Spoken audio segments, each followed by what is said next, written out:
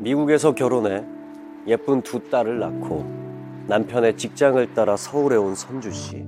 낯선 서울 생활에 유일하게 의지가 돼준 사람이 선주야, 여기. 바로 대학 동기이자 절친인 미희 씨입니다. 선주야, 인사해. 내가 말했던 그 선생님. 우리 애 학습지 쌤. 안녕하세요. 김선주라고 합니다. 강남 산다고 들었는데 네. 곧 있으면 영어다 수학이다 애들 공부시킬 거 많아질 텐데 강남에서 애들 공부 제대로 시키려면 정보부터 확실히 챙겨야 돼요. 네. 미국에서 오랜만에 돌아와서 잘 모르는데 잘 부탁드려요. 그래요. 아이를 먼저 키워본 선배로 배울 게 많아 보이는 사람이었다고 해요. 너한테 이런 인맥 쌓아줄 사람이 어딨냐? 나한테 잘하라고.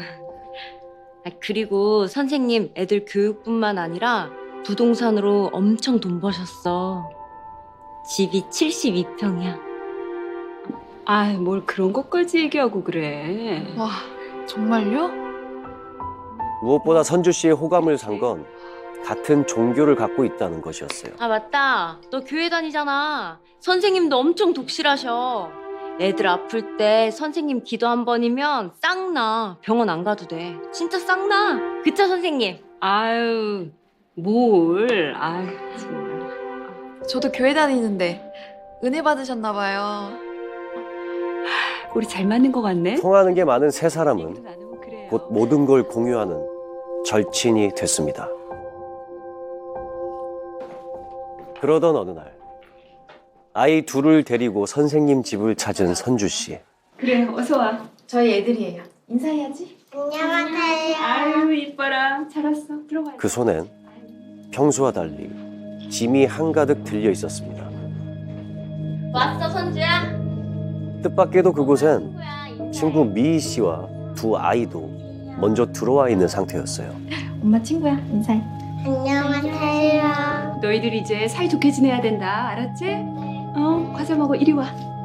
그렇게 한 지붕 아래 그리고 세 가족의 기묘한 동거가 시작됐습니다.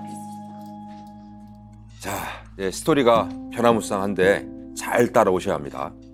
자, 정리해보면은 같은 엄마로 종교인으로 공통점이 많은 세 사람이 일단 절친이 됐어요. 급기야 각자 아이들을 데리고 짐을 싸서 한 집에 모여 살게 됩니다. 아니, 그러고 보니까 남편은 쏙 빠져있네요.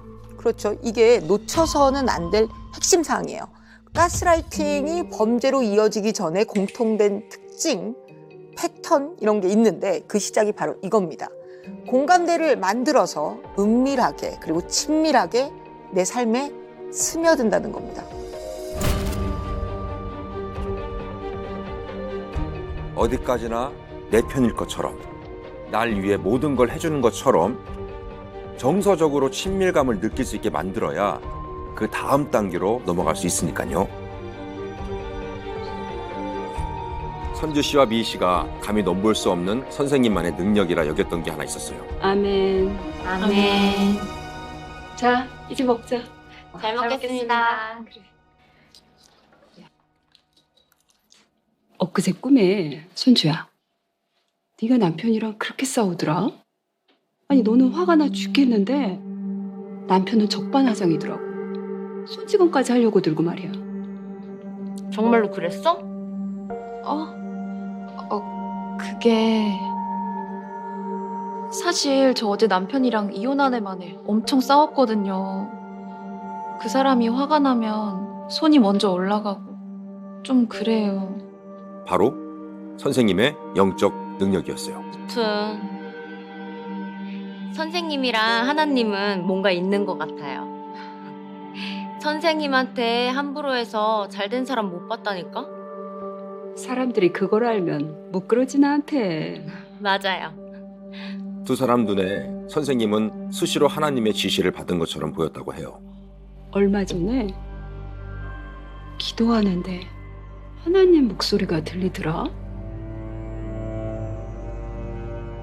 나한테 사업을 해보라는 거야. 그 휴대폰 대리점 같은 거. 그럼 당장 해야죠. 문제는 내 돈이 다 부동산에 묶여 있어서 당장은 할 수가 없어. 그래서 포기하신다고요? 하나님이 시킨 일인데. 그건 또 그렇지? 그럼 혹시 자기들이 투자하지 말래?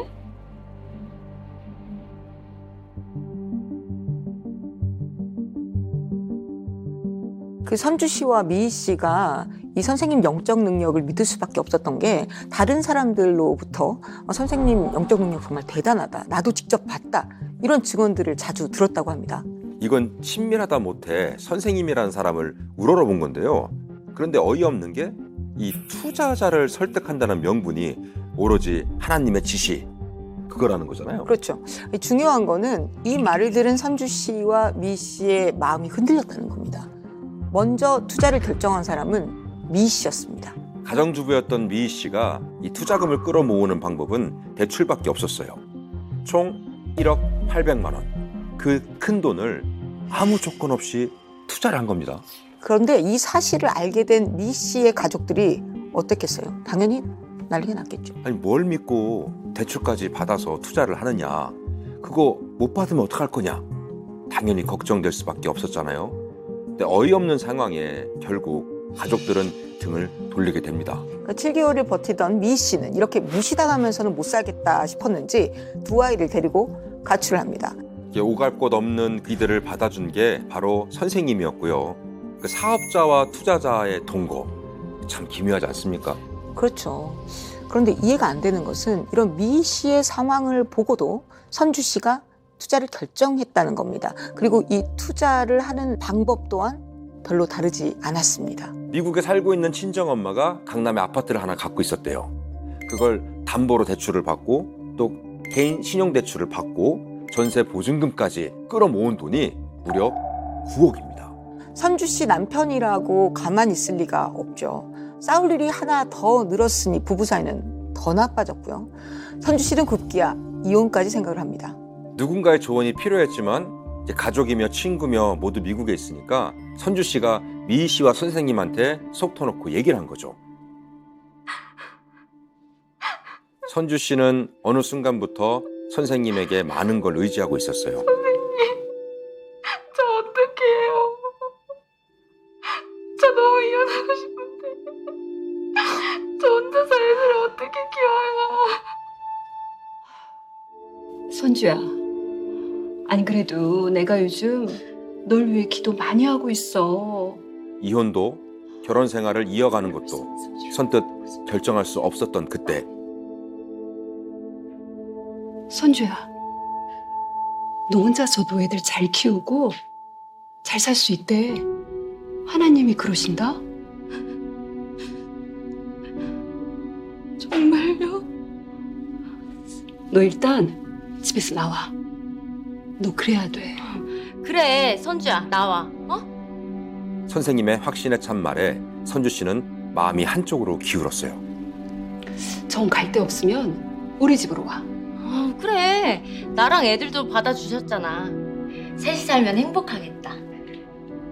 남편에게 말 한마디 없이 두 아이를 데리고 집을 나온 겁니다. 결국은 선생님과 미희 씨의 설득으로 셋이서 함께 살게 된 겁니다. 그러니까 이상한 게요. 이 미희 씨는 선생님과 10여 년 넘게 인연이 있었지만 선주 씨는 1년도 채 되지 않았단 말이죠. 그런데 9억이라는 큰 돈을 투자했다는 거는 그만큼 믿음과 신뢰가 컸다는 거겠죠? 그렇죠. 그 친밀한 관계에서 숭배에 가까운 이 신뢰와 믿음까지 쌓인 세 사람의 동거는 결국 파국의 시작이 됐습니다. 선생님은 의식주에 들어가는 생활비를 일체 받지 않았고요. 그 고마운 마음에 선주 씨와 미희 씨는 선생님 가족이 운영하는 휴대폰 대리점에서 무보수로 일을 하며 지냈어요. 대신 선생님이 공동생활의 조건으로 내건 게 딱 한 가지 있었다고 합니다. 이 투자금 때문에 가족들이 찾아올 수 있으니까 철저히 사는 곳을 비밀로 붙여라, 이거였답니다. 바로 이게 가스라이팅 가해자들의 두 번째 공통 패턴입니다. 모든 관계를 끊고 고립시키는 거죠. 심지어 자기 자식은 학교에 보내면서 선주 씨와 미 씨의 아이들은 집 밖으로도 못 나가게 했는데요. 그게 얼마나 철저했는지 이웃들이 거기 아이들이 6명이나 살고 있다는 사실조차 인지하지 못했다고 합니다. 사람이 생존하기 위해서는 많은 게 필요하잖아요. 인적 공급이든 심적 공급이든 공급이 이제 필요한데 고립이 되게 되면 유일한 공급선이 그 가해자밖에 안 남는 거예요. 주변 지인들을 험담해서 이렇게 떨어지게 만들 수도 있고 다른 사람들에게 이것은 공유해서는 안 돼 라고 이야기하면 피해자는 자발적으로 그 비밀을 지키기 위해 또 고립이 될 수도 있는 거고요. 그리고 가해자 자신의 생각을 진실이나 진리와 같이 포장해서 주입을 하고 제시를 하게 되죠. 그래서 이 과정을 통해 피해자는 자신을 좀 불신하게 되고 가해자를 좀 이상화하면서 더 매달리고 의존하게 되는, 그래서 심리적으로 굉장히 종속이 되는 그런 관계가 성립하는 것입니다. 그러니까 우리가 그 친구 혹은 가족이랑 1박 2일 여행을 가더라도 뭘 먹을지 뭘 할지 상의를 이렇게 하잖아요. 하물며 세 가족이 한 집에 사는데 상의할 일이 얼마나 많았겠습니까? 그러나 이 집에서는 그런 일이 전혀 일어나지 않았습니다. 왜냐하면 하나부터 10까지 모든 결정은 선생님, 모두가 선생님 입만 쳐다보고 있었던 겁니다. 이게 다 선생님의 기도 위에서 그러시는데 이렇게 하라시더라. 이 한마디만 하면요, 누구도 군말 없이 따랐던 겁니다. 이게 바로 가스라이팅 가해자들의 세 번째 공통 패턴입니다. 바로 심리적인 갑과 을, 상하 관계를 만드는 겁니다. 집안의 실권은 물론이고 선주 씨와 미 씨 아이들의 교육마저도 자신의 뜻대로 했습니다. 한때 학습지 교사였고 교육에 남다른 노하우를 가지고 있다는 선생님의 교육 철학이 뭔지 아십니까? 애들은 매로 다스려야 한다. 너무 옛날 방식 아닙니까? 옛날 사람들도 다 그렇지는 않습니다. 그죠? 그러니까 이 매를 이렇게 함부로 뒀다가는 법적 처벌도 받을 수 있는데 참 이상한 사람이에요. 너무 이상한 사람인 거죠. 하지만 이 완곡한 교육 철학을 공동생활 내내 선주 씨와 미 씨에게 끊임없이 주입하는 것도 모자라서 본인이 직접 나서서 보여주기까지 합니다. 어른들이 출근하고 나면 집에는 선생님과 아이들만 남아 있었어요. 씨, 누구야 또? 얘들아! 다 내려와봐! 7살, 6살, 3살. 한참 궁금한 거 많고 가만히 있지 못하는 나이잖아요. 밖에도 못 나가고 집안에서만 노는데 행여 가구에 조그만한 흠집이라도 생기면 선생님은 불같이 화를 냈습니다. 안 되겠다. 기도하자. 이리 와. 그 화는 늘 쉽사리 가라앉지 않았고 기어이 범인을 찾아냈는데요. 그 방법이 아이 한 명 한 명을 붙잡고 기도하는 것이었습니다. 찾았다. 하나님이 알려줬어. 너라고. 가! 이리 와! 너 여기 꼼짝 말고 있어. 알았어? 그리고 기도 끝에 범인으로 지목된 한 아이는 작은 방으로 끌려갔고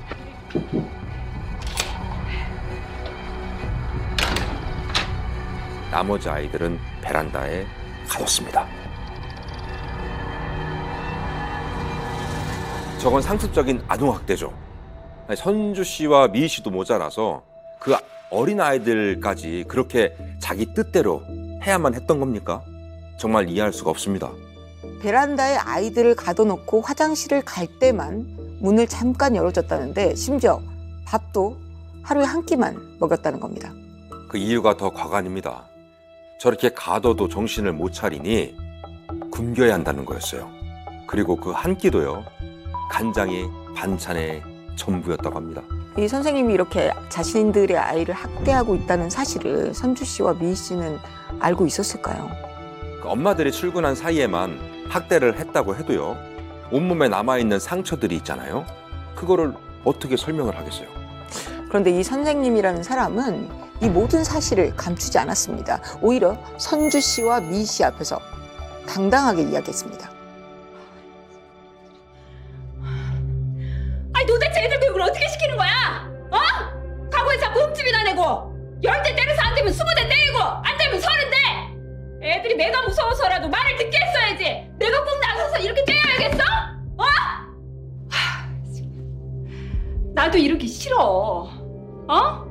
그리고 애들은 하나님이 가두라고 해서 가둔 거니까 그렇게들 알고. 아휴, 지금 하루에 뭐 얼마나 움직인다고. 쟤네들 하루에 꼬박꼬박 새끼 먹일 필요도 없어. 알겠어?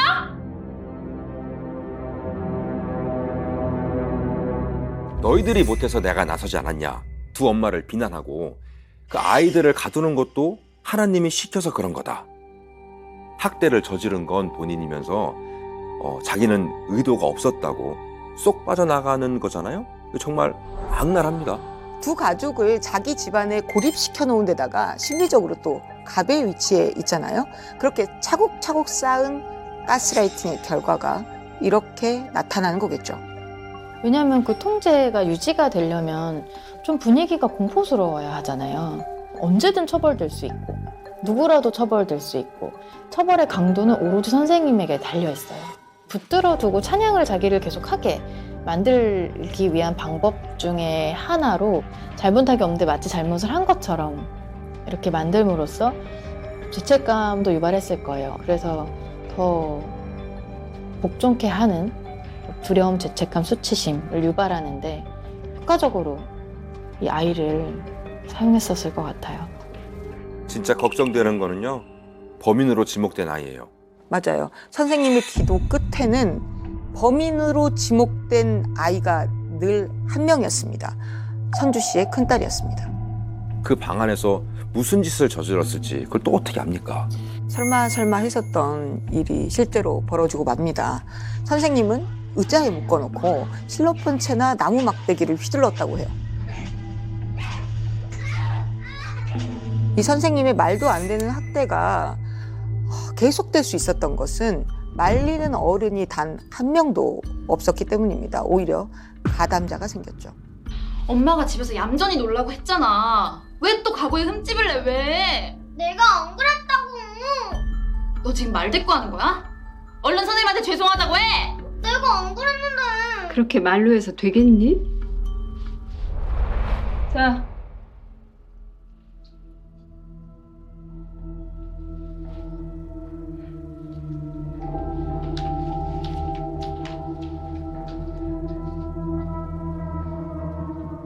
선생님이 처음 손에 매를 쥐어줬을 때 엄마의 마음이 편했겠어요. 엄마가 약하게 때리니까 잘못을 반복하는 거다. 이런 질책을 계속 받으니까 매질 강도는 점점 세지고 처음에는 10대, 20대, 나중에는 100대까지 늘어났다고 합니다. 폭행을 해서라도 아이에게 나쁜 것을 빼내야지 아이가 잘 자랄 수 있다라고 이렇게 주입을 시킨 것 같더라고요. 그러다 보니까 어머니는 그 아이를 잘 키우기 위해서 혹은 소위 말하는 선생님과의 관계를 유지하기 위해서라도 그 아이를 폭행할 수밖에 없었던 거죠. 아이가 죄인이면 무슨 위험이 생기냐면 자기가 선생님으로부터 미움을 받거나 이 집에서 내쳐지거나 유기될 수 있는, 선생님으로부터 버림받을 수 있는 불안이 발생하잖아요. 엄마는 무엇이 가장 두려웠을까요? 딸을 잃는 게 가장 두려웠을까요? 아니면 선생님을 잃는 게 가장 두려웠을까요? 그 엄마는 진짜 안타깝게도 자기가 엄마임에도 자녀보다 자기를 살려줄 것 같은 자기가 의존하고 있는 그 선생님을 선택한 거예요. 그리고 선생님이란 사람은 매질도 모자라서 아이를 모함하는 말까지 서슴없이 꺼냈습니다.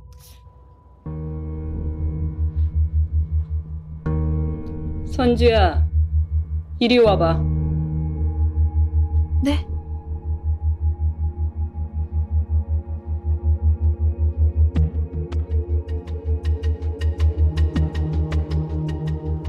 넌 네 딸이 무슨 생각을 가지고 사는지 아니? 네? 내 꿈에 네 딸이 우리 집에 사는 사람들 다 죽여버리겠다는 거야. 쟤는 똑똑해서 정말 그렇게 할 수 있는 애야. 악하기가 아주 너무 악해. 하늘에서 미리 알려주지 않았으면 어쩔 뻔했니? 7살짜리 어린아이를 희대의 악녀로 만들어버린 거죠. 선생님은 자기가 혼을 내면서 네 치는 척이라도 해야 하는데 선주 씨 큰딸은 그러지 않았다는 식으로 말을 했다고 해요. 그래서 더 타겟이 된 거죠. 내가 과대하고 위대하면 위대할수록 나에 대한 아주 작은 저항도 참을 수가 없거든요. 감히라는 생각이 이제 끌어오르는 거죠. 그러니까 그런 면에서 이 아이는 되게 이 가해자 입장에서는 꺾어버려야 하는 어떤 아이로 보였을 수 있을 것 같아요. 그런데 두 사람 사이에는 미희 씨라는 친구가 있잖아요. 아니, 선생님이 저 지경까지 갔는데 친구라면은 그 중간에 서서 중재하는 노력이라도 해야 되는 거 아니겠습니까? 그 선주 씨와 달리 본인에게 좀 잘해주시잖아요. 이 선생님이란 사람이. 그러니까 섣불리 나섰다가는 타겟이 선주 씨네 아이와 선주 씨가 아니라 본인과 본인 아이들로 바뀔 수도 있다는 생각에 두려웠던 거죠. 이 모든 일을 겪고도 선주 씨는 그 집에서 계속 머물렀어요. 그리고 이 위태로운 동거가 2년이 돼갈 무렵에 결국 그 일이 터지고 맙니다. 그날 아침 선생님은 출근하려던 선주 씨를 불러 세웠어요. 선주야, 출근이 중요한 게 아니야. 무슨 수를 써서라도 제가 무슨 생각을 하는지 실토하게 해야지. 또 그 얘기였어요. 7살이 된 선주 씨의 큰딸이 이 집 사람들을 모두 죽일 생각을 하고 있으니 빨리 그 계획을 실토하게 만들어야 한다는 것이었죠. 오늘은 그냥 못 넘어가. 애를 때려서라도 말하게 만들어. 그게 제대로 된 교육이지. 대신 시끄럽긴 하지 말고. 알겠니?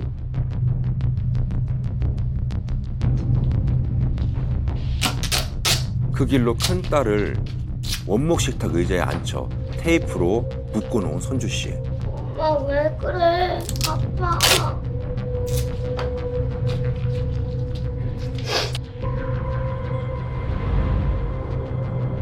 엄마 하지 마. 왜 그래? 아이를 다그치며 매를 휘두릅니다.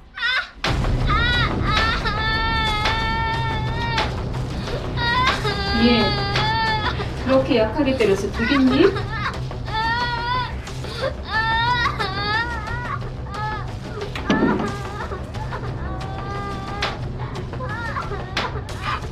그렇게 2시간 정도 지났을 무렵 지칠 대로 지친 아이가 힘겹게 입을 뗐어요. 다 죽여버린다고 했어요. 뭐? 다시 말해봐. 다시! 죽여버린다고 했어요. 기어이 그 말을 듣고 난 선주 씨는 선생님에게 이 사실을 전해요. 선생님, 얘기했어요. 거봐, 넌 애를 살인자로 키울 거니? 교육 하나 똑바로 못 시키고 넌 답도 없어. 일단 출근해.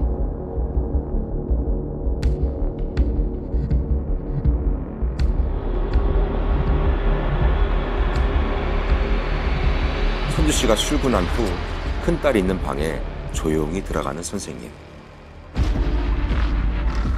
5시간이 다 되도록 나오지 않았고 문 밖으로 선주 씨 큰딸의 비명소리만 2차례 새어나왔습니다. 이날 선생님의 행동은 가스라이팅 가해자들이 보이는 공통 패턴 4번째. 자기가 원하는 대로 조정을 한 겁니다. 선주 씨를 시켜서 본인이 듣고 싶은 말을 아이가 실토할 때까지 때리게 만들었던 거잖아요. 그리고 선주 씨가 출근하고 나서는 본인이 그 방에 다시 들어갑니다. 왜 그랬을까요? 본인 귀로 그 말을 직접 듣고 싶었던 거겠죠. 저 역시 비슷한 생각을 했습니다. 거 봐라, 내가 생각했던 게 맞지 않느냐. 그렇게 뭔가 자신의 지배력을 다시 한번 재확인시키고 싶었던 것 같습니다. 그 얄팍한 자존심 때문에 한 아이가 희생당한 거고요. 엄마와 선생님한테 7시간 가까이 학대를 당한 큰딸이 과연 버텨줬을지 걱정이 됩니다. 괜찮아? 정신 좀 차려봐. 정신 좀 차려봐. 어떡해. 눈 좀 떠봐. 결국 아이는 의식을 잃고 쓰러졌습니다. 그러자 선생님은 선주 씨에게 전화를 걸어서 빨리 집에 오라고 재촉했다고 합니다. 근데 저런 상황에서 그 응급처치를 먼저 하는 게 상식이잖아요. 근데 선생님이라는 사람은요, 선주 씨가 올 때까지 아무런 조치도 하지 않고 그냥 기다렸다고 합니다. 급하게 집으로 돌아온 선주 씨에게 선생님이라고 하는 사람이 한 말은 가스라이팅 범죄의 끝을 보여주는 거였습니다. 하여간 엄마나 딸이나 말을 안 들으니까 하나님도 그냥 두라고 하시더라. 너나 애나 살 길은 기도밖에 없어. 얼른 회개 기도나 해.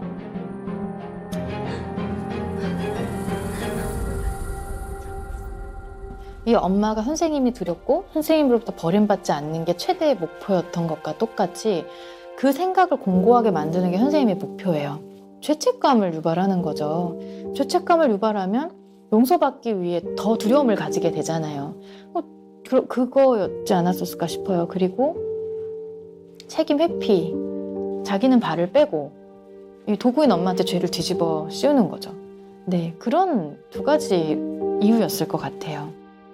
그렇게 선주 씨의 큰딸은 최소한의 응급조치도 받지 못한 채 7살의 나이로 세상을 떠났습니다. 아무리 세상에 의지할 곳 하나 없다고 해도 자식을 죽음으로 몰고 간 사람 말을 끝까지 믿고 따른 선주 씨. 죄책감 하나 없이 학대를 저지른 선생님.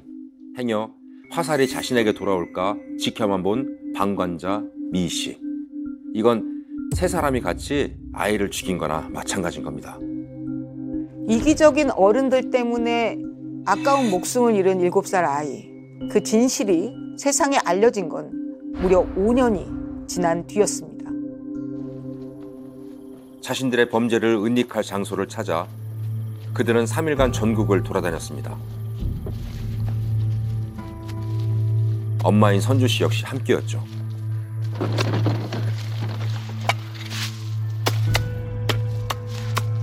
몰래 땅에 묻으면 완벽한 범죄가 될 거라고 생각했고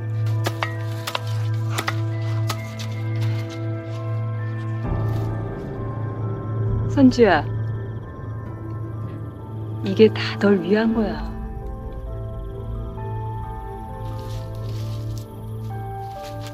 이렇게 한 지붕 세 가족의 기묘한 동거도 끝이 났죠.